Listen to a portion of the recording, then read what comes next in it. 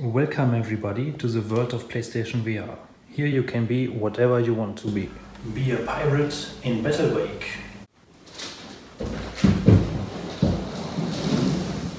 Be a racer in Sprint Vector.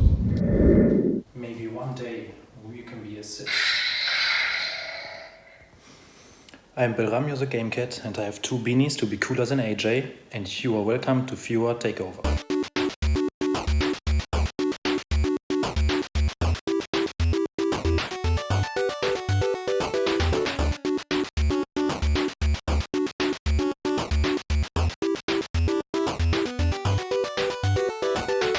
This is Viewer Takeover, where we film every Monday night and we bring it to YouTube, not live. That's the opposite of what we're doing here. Pre-recorded Tuesday afternoon, probably way before I'm awake, but you guys are probably up because you have like real lives and jobs and stuff. As always, my name is Brian Paul from this channel right here, Without Parole, and AJ on the far left, also from this channel, but also from his own channel, PSVR Underground. Make sure you subscribe to him. And then that guy in the middle is Dave from Dave Station VR. What's up? Hey, how's it going? It's going all right. I feel like I have this huge wave of energy, and then I crash as soon as I introduce you guys. Like, that was fun. That was Brian's energy for the All right, let's wrap it up, guys. That's it. Yeah, that was pretty much it. First and foremost, we want to thank a few people. We want to thank Belramio. Oh, yeah. I mean, dude, so ridiculous. Very good intro. As soon as I saw you in that fur coat with the rollerblades on, I lost it. Great job, dude. You really went all out on that. Yeah. Yes. And I see he's challenged me to a beanie stack challenge. And Oh, no. if it was anybody else, I don't take challenges too lightly, Bel, but because you're such a gentleman and a sweetheart, like I will yield to you. You know, honestly, I was under the impression that was the only beanie you had because I've never seen you wear a different one. But you got extras, so you're going to stack them up? No, this is my lucky beanie. This is lucky. Okay. It's just the one. Right on. You getting lucky? All the time, baby. Nice. So thank you very much, Belramio, for that awesome introduction. If you want to introduce next week's show, I promise you there's none in the queue because we keep begging people to do these things at the last minute. Please send your short, sweet, seductive, very, very sexy, I hope, viewer takeover introduction in Belramio. I disagree with what you said. That is a very sexy introduction. Withoutparole@gmail.com. Like Jeremy says, if it doesn't fit, consider yourself lucky. That joke doesn't work if I don't say it right. But you know what? Let's keep moving on. The other people we want to thank this week are the people who went to patreon.com/withoutparole. Games. Nice. And they're the ones giving us $1 or more every single month. Trust me, it means nothing to you. I mean, maybe it does, but it means way less to you than it does to me. If we get a bunch of people giving me $1 a month, and by all means, we can keep this channel running. For anyone who doesn't know, I quit my job. Now, I basically run on a small amount of YouTube ad revenue, and in your great contributions, hopefully small to you. Again, large to me. And I just want to throw it out there. Brian got mad at me for doing this, but when he quit his job, I upped my Patreon from $1 to $5 a month. And I would encourage anybody else who really wants to make sure Brian doesn't die in the gutter to do the same. Or not exactly $5, but just, pump You gotta lower my Patreon. Hey. Yeah. I think it's a big leap you're taking, man. And I think people, really appreciate what you're doing. So Absolutely. Well, thank you very much, guys. And I also want to make sure that the potential Patreon supporters know that you don't just get your name on this scroll down below here, right? Those people that are going down there, you don't just get your name on that scroll. You also get a weekly episode, which seems to be me and Jeremy now, talking about random stuff on the show we call the Litter Box, and it's for Patreon members only. Yeah, and if anybody can talk about random stuff, Jeremy King is absolutely the guy. So tune into that. Spoil it for you. We just finished filming, I guess today's Litterbox episode. I don't know. Did I guess it? Did I guess it right? Yeah. Oh, yeah. No, absolutely. It is. Jeremy reviews one of his favorite movies of all time, Joker. Oh, really? Yeah. So you definitely want to check that out. I'm curious. I've only heard one friend of mine who saw it, and not a great opinion. So I'm curious to see it myself. But. Wow. I want to talk to your friend. I'm going to see the movie tomorrow, so I'll have an opinion soon. And then finally, we also want to thank some other people, the people who followed Beauty and the Decay's lead and changed their name to GameCat. Matt the Game Cat. Matt the Game Cat. It used to be Beauty and the Decay. So if you guys don't know, GameCats are the loyal following Without Parole. If you want to change your name and put hashtag GameCat somewhere in the comments and let us know that you changed it, well, then we'll be happy to give you a shout out in next week's show. Just like who? This week, AJ? Oh my Matt. God, we have two very special ones. What did you just yell, Matt? Someone just said Matt the Game Cat, so I was just repeating what I heard. Oh, okay. Dave's on like a man, 7-second delay. We've got two very special ones. And first off, we're going to start with Dominator, the Jeff. I'm sorry, Dominator. Dominator Jeff, the Game Cat. You had one job. Dominator the Jeff. It sounds so gruff and masculine, and I don't even know what to do with that much testosterone. I think that's I think it's supposed to like impose its will on you. I think it just did. I'm pretty sure that's what he was going for. Dominator the Jeff. And we also have another very, very special one, and it's going to be that Game Cat is Will. Oh, there we go. And he didn't. I want to say real quick, he didn't change his name. No, because he's got his own channel. He can't change his name, but he Right. created a whole new YouTube account just to comment with that name. So good on you, Will. Yeah, That was a lot of extra respect. effort, above and beyond. Bold move. For sure. Oh, and I am going to play your Halloween Squishies level. I accepted that challenge, and you delivered. So I got a video for you, Will. But what we It's a really puzzler. do here on Viewer Takeover is we search for hashtag Viewer Takeover, which the new YouTube Studio Beta has made impossible because apparently it just ignores hashtags in the search terms. Great. I just see everything that says Viewer Takeover or Gamecat, so that's no fun. So thank you, YouTube, for your infinite support. But yeah, we search the hashtag Viewer Takeover in the comments, or we search our Discord, which you should definitely join. Click the link in the description. Join the Discord server. We search that as well because it's a Viewer Takeover channel, and we find all the questions we want to talk about during the week, and then we talk about them right here. Mm-hmm. So let's talk. Always get some great questions too, man. We Really love all the questions we get. Some great topics of discussion. I'm a little nervous about this first one, I gotta be honest. Comes from Billy Pod, the Game Cat, from PSVR this week. He writes, with the new, not 2019 release date of Iron Man VR, the last minute delay of Aspire 1, and the nebulous and potentially confusing Gorn release date of winter 2019. I guess that one was for you, Kev, great. Does the industry need to rethink how they handle release dates? Are delays even a problem? Or are the vocal minority who yell, I'm pissed after every delay, the real problem? Hashtag Viewer Takeover. You know, it's That is funny, a great right? question. Because if this was like a big AAA flat screen game and it got delayed, people would probably go crazy and lose their minds. But luckily, we have a smaller community and they're a little bit more cool about everything and understanding. And, you know, we want the game to be good in the end. And I think this is a loaded question because you've got like Iron Man VR, which has been delayed once. And then you've got Aspire 1, which has been delayed like twice, like at the last second. So a little bit different. And I think to some degree, maybe for some people, it can hurt the game. And if it hurts the game, it hurts PSVR. You know what I mean? Because you're typically hurting both in the same time. So Yeah. that being said, I don't really feel like I don't feel like Iron Man's in trouble because it delayed the game at all. But I mean, I feel like that's just going to mean a better Iron Man when we get it. So I have no big problem with that. I am disappointed they didn't get it out in time to do like Black Friday PSVR bundles because that would have sold a lot of headsets around Christmas. Right. That's kind of a missed opportunity. But if they shipped a product that wasn't all the way there yet, and that was everyone's first experience of PSVR, that would be sort of unfortunate. So my take on it is that, like, you know, we've all heard a million times about the Sony QA process and how many unexpected pitfalls and delays there are just with that certification. So, like, if you're a developer and you feel that your game is pretty much ready to go and you announce a release date, and then you get stuck on some last-minute hitches that you didn't really expect in the QA process, there's not a whole lot you can do about that. So it's hard to be upset at the developers themselves for that kind of stuff, because I know that's all often the case in why stuff gets delayed. So I find it fascinating when people get mad about delays, right? It's like, or they get mad at the developers themselves, which is really strange to me, because if there's anybody who wants the game out more than anyone else on the face of the planet, it's not the gamers, it's the people who are going to make money by getting it out as soon as possible. Absolutely. Right? This company has no revenue stream until this game comes out.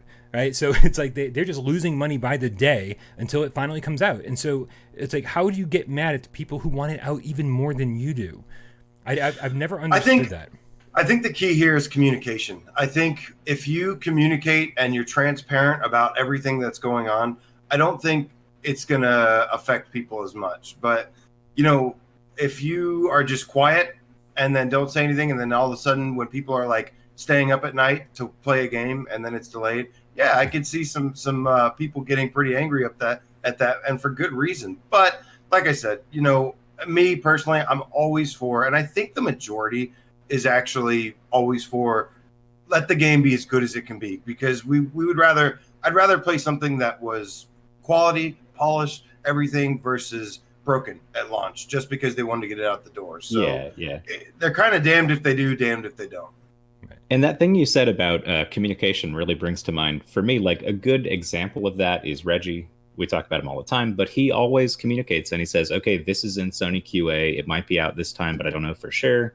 And I loved that the end of the Steampunk trailer, he put a release date and then he crossed it out and he said, when it's ready, when it's ready, which is such a refreshing kind of thing. Like, listen, guys, I'm going to take the time it requires to get this done, and I'm going to be transparent with you about that. And I think people can really understand that and accept it.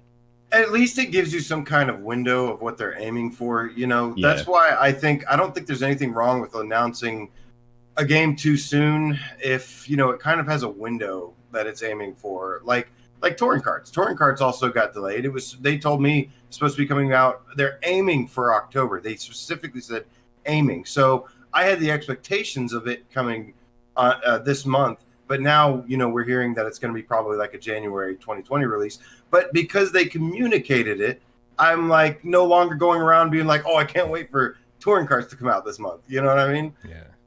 Yeah. I don't know. I guess I'm a little bit torn. I think as far as like Billy Paw's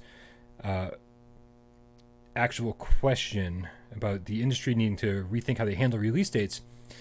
I mean, they can do whatever the fuck they want, obviously. But I thought Bethesda changed the game when they made the Fallout 4 announcement. And they're like, and it's coming in just a few months. It wasn't like a year or something that we had to wait, for such a huge game. They're like, okay, we've been working on this for years. And by the way, it's almost here. And because for me, I get sick of seeing trailer after trailer after trailer after trailer. Like small updates here and there. Oh, by the way, okay, or hey, we changed the release date again. All these things just kind of add up, and they just sort of get boring after a while.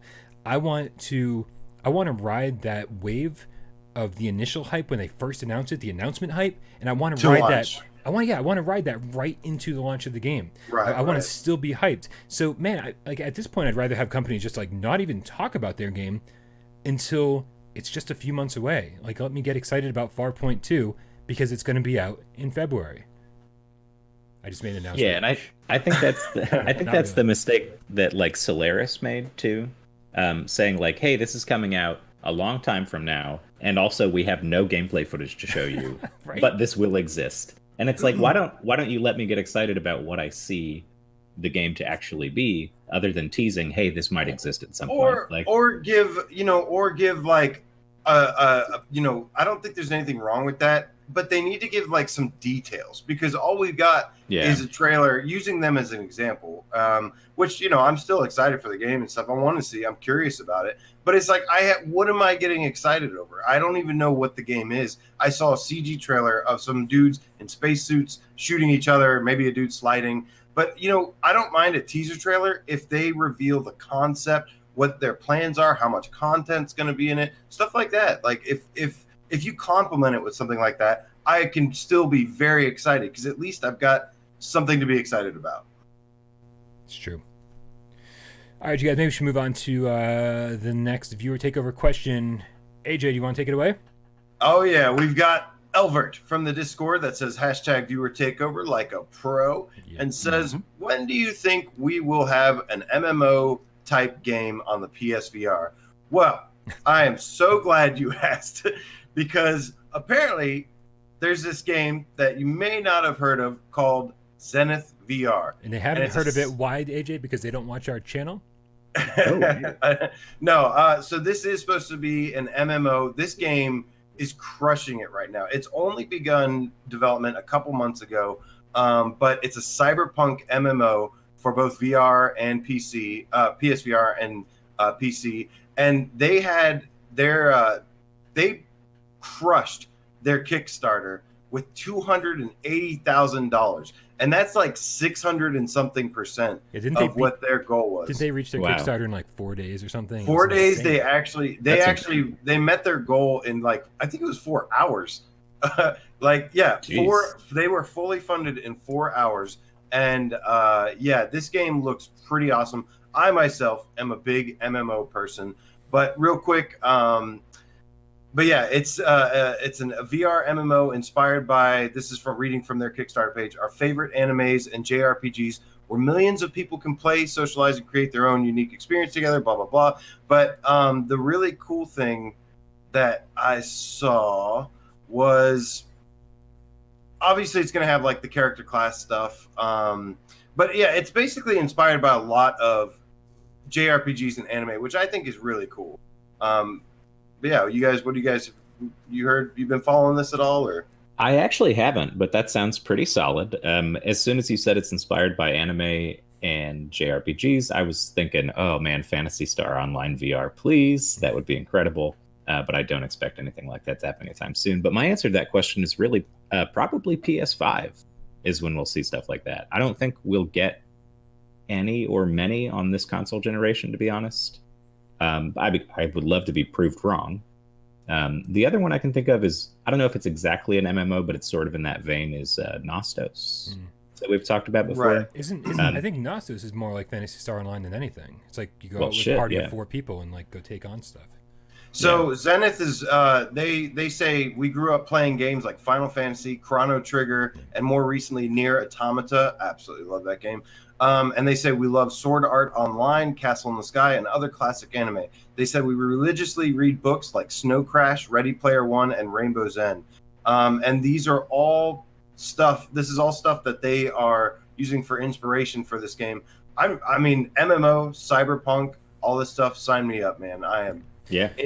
My concern for them is that they are so early on in development. They're making a lot of promises that I do feel like I feel like what Dave said and what you said sort of bleed into each other a bit.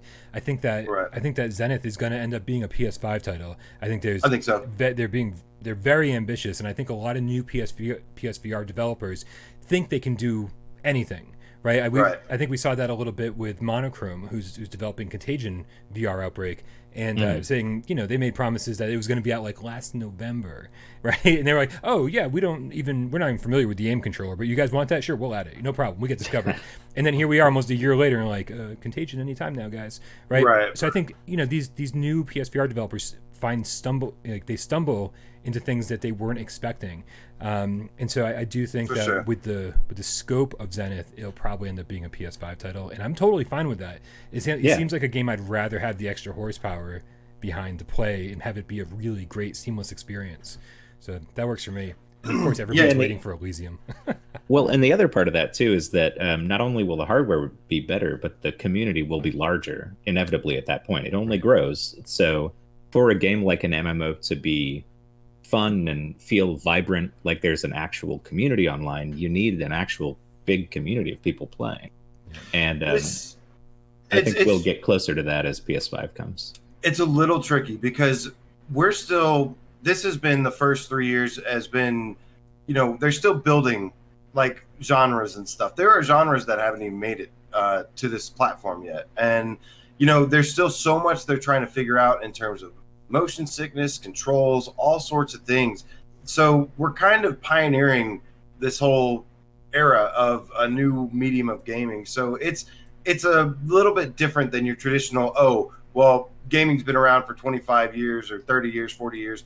And it's a little bit different now because this is like something completely new, a way to play. So yeah, it's going to definitely, unfortunately, probably take a minute, but I think in the meantime, we'll probably just be getting like maybe bigger like online games together that we can play together and stuff. But MMO, I'm totally with you guys here. I think being that it only started development a couple months ago, that it's going to be a PS5 title. And if anything, Nostos will come out first.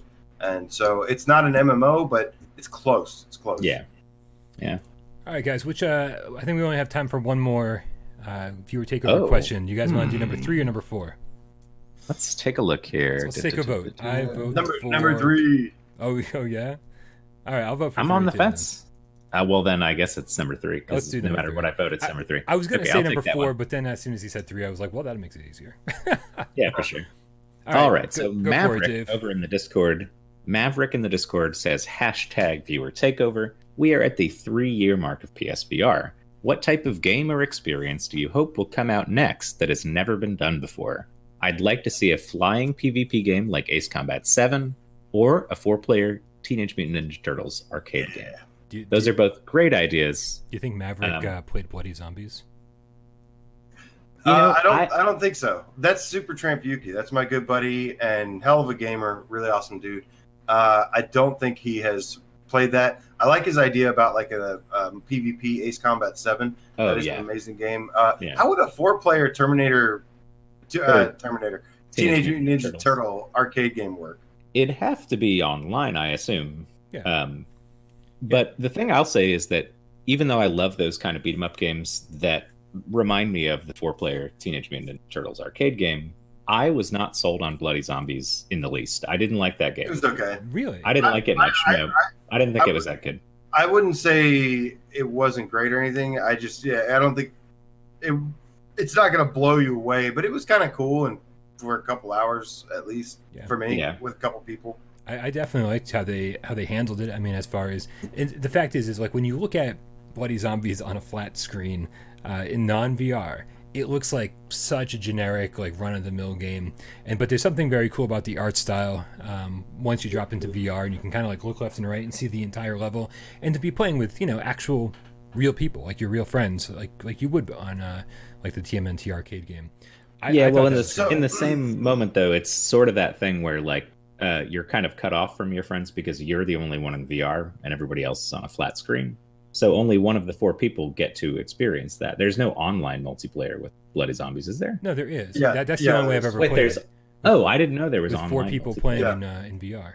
Okay, Is it gotcha. 3 or 4 players? Now I can't remember. It's like 4, I think. But to answer his question, what games or what kind of experiences do you guys want to see that hasn't come yet? Because I've got mine. Yeah, I mean, I locked think and loaded, ready to honestly, the dogfighting concept you got with the flying PvP like Ace Combat 7, that's a really solid idea, and I'd love to see something like that.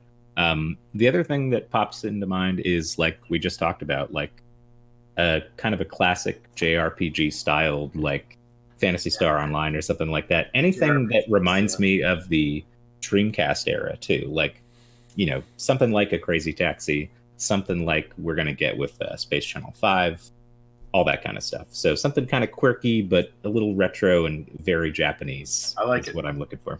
I'm gonna ride your coattails. That was the same answer I was gonna give, is JRPG style game. The last JRPG I guess that I really had time for, I think, was Ni no Kuni, Wrath of the White Witch. That was a stunning, amazing game by an amazing team, and the only thing that's the kind of game that I want to see in VR. I want to get down to street level, and walk around those stunning locations in first person and do all the normal stuff, all the normal like JRPG style, even turn-based fighting or whatever it happens to be, going into shops and buying stuff and just doing all that in first person in a cool, like anime inspired Miyazaki like world. Yes. I mean, man, sign me up for that. That sounds amazing. And, all day, every day. All day, every day. Absolutely. So I think that's by far. I think that is an amazing pick by you two, saying JRPGs. I cannot believe, it still blows my mind to this day, that we don't have a snowboarding game or a skiing game. Oh, that would be a ton of fun. Yeah. I cannot tell you how much. I mean, this was half the inspiration behind that PlayStation Classics I'd like to see come to VR. When I talked about Cool Borders 2, is to me, after playing a couple games like Vertigo Home, and I was even talking with Trucker VR about how would a snowboarding VR game work. But I used to love Cool Borders, SSX Tricky, even the N64 ones, and it's just something that seems, this along with any other extreme sports like skateboarding, but snowboarding in particular is what I want to see. I want to be able to go down a hill going 30, 40, 50 miles an hour and then hit a huge ramp, pull off a trick, and get like, huge air in the process, do spins, all of it. And it's just something I'm really surprised that, it could be like people are afraid of motion sickness, which I understand, but for sure, if we're going to get past this hurdle, they got to stop being afraid to look at Sirento and how fun that is. Like, they really just got to stop being afraid of making people sick. In the meantime, I'll be looking forward to that kayaking game, Whitewater, if that comes to downstream, if that comes to PSVR within the next couple months or so, I'll be really satisfied. Until then, I love extreme sports, but snowboarding, man, that somebody has to do it. I wonder who's going to be the first to do it. Yeah. The other thing that just popped into my head that I know we've all talked about a million times before, and also kind of plays into what I was saying about Dreamcast era stuff, more light gun games that are like the classic arcade light gun games, because we have very, very few. Crisis Brigade is close, but it doesn't exactly nail that feeling. No, it's very close, and they are doing a sequel though. And I hope they get closer to that. And I really hope those House of the Dead remakes end up with VR support. It would be amazing. I love how the internet is freaking out. Like go to any House of the Dead discussion or article or anything, everybody's saying one thing: VR. Bring it to VR. Bring it to PSVR. And I couldn't agree more, man. So I think they're going to eventually have to cave in if we just don't let up. Like, I'm not letting off the gas on that one. They're also kind of specifically tight-lipped about what platforms it's coming to. They said in a statement, we can't discuss yet which platforms it's coming to, which makes me think they've got a reveal up their sleeve, Yeah. Because otherwise they just say, oh, it's on PS4, it's on PC, whatever. I think, end of the day. Yeah, PS4 or Xbox. Yeah. Sounds exciting, guys. A lot to look forward to. Got my fingers crossed for that one big time. All right, you guys, I think that does it for another episode of Viewer Takeover. Obviously, make sure you subscribe to this channel right here. Make sure you subscribe to AJ over at PSVR Underground and Dave over at Dave Station VR. Hit us up on patreon.com/withoutparole. Games. For $1 or more every single month if you even remotely like what you see. And if you don't like what you see, then just turn it off. Yeah. Also, make it's sure... It's a bit late for that, actually. They would have had to watch the whole thing. Maybe they skipped to the end. They're like, maybe it gets better. Nope, it doesn't. There you go. Also, make sure you send your Viewer Takeover introduction to withoutparole@gmail.com. Trust me, we'll use it very soon. I have nothing. Yeah. Make sure you send your Viewer Takeover question to either our Viewer Takeover channel on the Discord. Again, join the Discord. Link in the description or in the comments below. # Viewer Takeover, and we'll search and find, hopefully, your Viewer Takeover question. I think that pretty much does it, guys. Make sure you join us the weekend following this weekend for the 2019 GameCat meetup, Six Flags New England. AJ's going to be there. I'm going to be there. Dave's going to be there. Jeremy's going to be there. Amanda's going to be there. Des is going to be there. Michelle's going to be there. It's insane. Everyone's going to be there. All the GameCats. Whole crew. Party. And then, of course, the big news is that, we got the 2019 PSVR Awards show happening this upcoming Sunday, and I am one big ball of stress. So that's pretty much it, guys. Thank you, AJ. Thank you, Dave. My name's Brian, and we'll see you next week.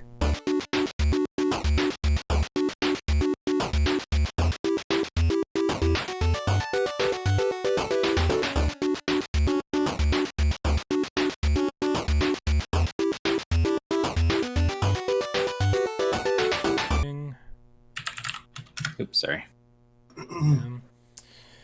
This is Halloween. This is Halloween. Halloween. Halloween. Excellent. Anything you do is going to make it into the show somehow, AJ. Damn it! Just so you're aware. No, this is totally in. This is after after I'm the so show. Dark. I guess it's spooky. This is good Halloween lighting, right? It's Spooky. I seriously want her to run for president. Yeah, Who? I want her to be in a presenter. I can't remember her name. Definitely. Yes. 2020 award show for best horror game. Horror game. These are the games that are so spooky.